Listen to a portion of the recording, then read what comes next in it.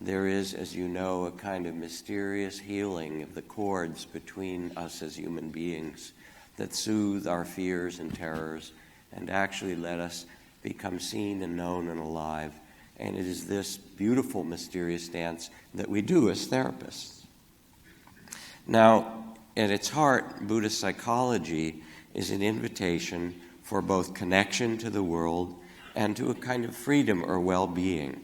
And it has two different sides to it. On the positive side, there are tools for human flourishing, for quieting the mind and opening the heart and seeing in new ways and releasing our difficulties and living in really in a spirit of freedom and joy.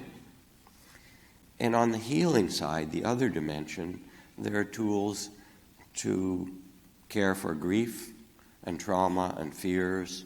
There's ways to bring mindfulness and forgiveness and compassion to help us release the ways that we've gotten in conflict with ourselves and the world around us. Now, what really heals? As Rich talked about, we have at this conference an enormous array of many very creative and skillful means and therapy techniques for dealing with trauma and cognitive techniques and emotional skills and so forth.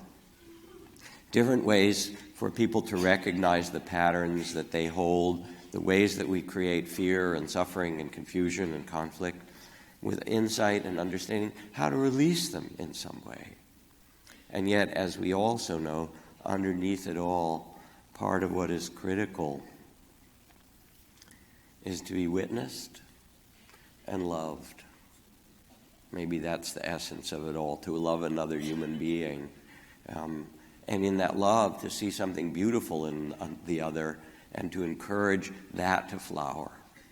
More than anything else, I would say, to be honored in that way. And I think about it because that witnessing and that appreciation is so desperately needed by people, especially those who are suffering. And I think about, for example, doing retreats with kids coming out of street gangs. And I've led those with Michael Mead from Mosaic Multicultural Foundation and Luis Rodriguez, one of our greatest Latino poets, who wrote La Vida Loca, My Gang Days in L.A., Malidoma Somé, a West African shaman, medicine man with a couple of PhDs on the side. Anyway, we go in, and these kids are sitting there with their hoods up and their hats on backward and like, you're going to read me a poem? You're going to teach me meditation? You're going to tell me a story? Man, I'm on the streets with people with 9mm. You got to give me something better than that.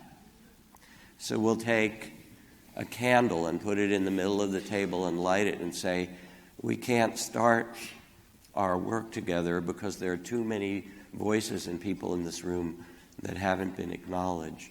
Would you please go outside in the parking lot and pick up a stone for every young person you know who's been killed?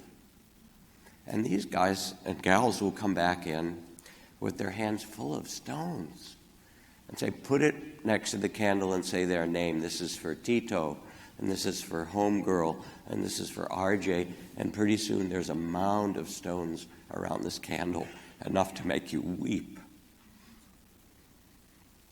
And the hoods come down and the hats come off, and they say, okay, this is a place where we can really talk about what our life is. And we can be witness together in a way that the soul of humanity asks for each one of us.